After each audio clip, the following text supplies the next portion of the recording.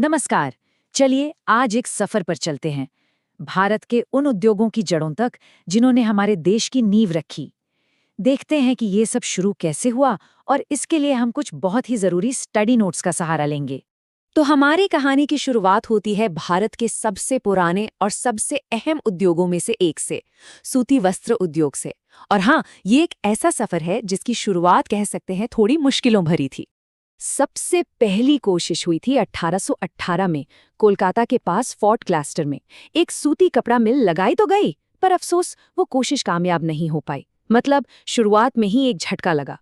लेकिन असली कामयाबी की कहानी तो कुछ दशकों बाद लिखी जानी थी।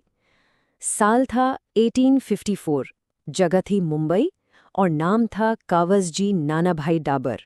इन्होंने ही भारत की पहली सफल मॉडर्न सूती मिल की स्थापना की।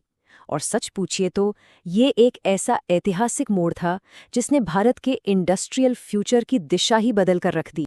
अब जैसे जैसे सूती वस्त्र और दूसरे उद्योग बढ़ने लगे ना, तो भारत के कुछ शहर अपनी एक खास औद्योगिक पहचान के लिए फेमस हो गए।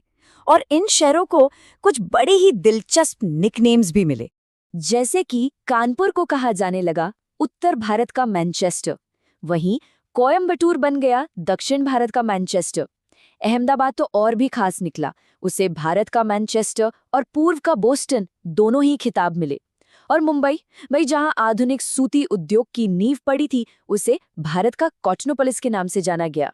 तो कहानी सिर्फ कपास तक ही सीमित नहीं थी। भारत में कई दूसरे बेसिक इंडस्ट्रीज की भी नींव रखी जा रही थी। तो चलिए एक नज़र डालते हैं कि देश के अलग अलग कोनों में ये ज़रूरी उद्योग कब और कहाँ शुरू हुए। देखें, ये लिस्ट हमें बताती है कि 19वीं और 20वीं सदी में भारत का इंडस्ट्रियल मैप कैसे तैयार हो रहा था। 1832 में कागज से शुरुआत हुई, फिर 1904 में सीमेंट आया, और फिर आज़ादी के बाद तो हैवी इंजीनियरिंग और फर्टिलाइजर जैसे उद्योगों ने भी रफ्तार पकड़ ली। वाकई हर इंडस्ट्री की अपनी एक अलग कहानी है। चलिए अब बात करते हैं उस इंडस्ट्री की जिसने सचमुच में मॉडर्न इंडिया की बुनियाद रखी। मैं बात कर रही हूँ लौह और इस्पात की। और इस पावरफुल इंडस्ट्री की कहानी आज़ादी से काफ़ी पहले ही शुरू हो चुकी थी। तो 1947 से पहले ये 4 बड़े प्लांट्स थे जिन्होंने भारत के स्टील उद्योग की नींव रखी। 1870 में कुल्टी से ये सफ़र शुरू हुआ और फिर साकची, बर्नपुर और भद्रावती तक फैला। और इसी ने देश के आने वाले इंडस्ट्रियल डेवलपमेंट के लिए एक बहुत मजबूत प्लेटफॉर्म तैयार किया। और इन सब में से एक नाम वो सबसे अलग चमकता है, टिस्को। 1907 में जमशेदजी टाटा ने साकची में इसकी स्थापना की थी।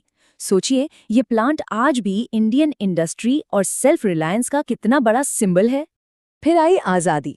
अब एक नए भारत को बनाने का सपना था, और इस सपने के बिल्कुल सेंटर में था स्टील।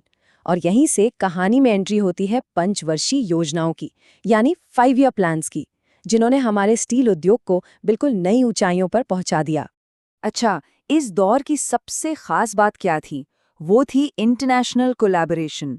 देखिए, एक युवा देश होने के नाते भारत को अपनी स्टील प्रोडक्शन कैपेसिटी तेजी से बढ़ानी थी। इसके लिए टेक्नोलॉजी और इन्वेस्टमेंट दोनों की जरूरत थी। तो दुनिया के कई देशों के साथ पार्टनरशिप की गई।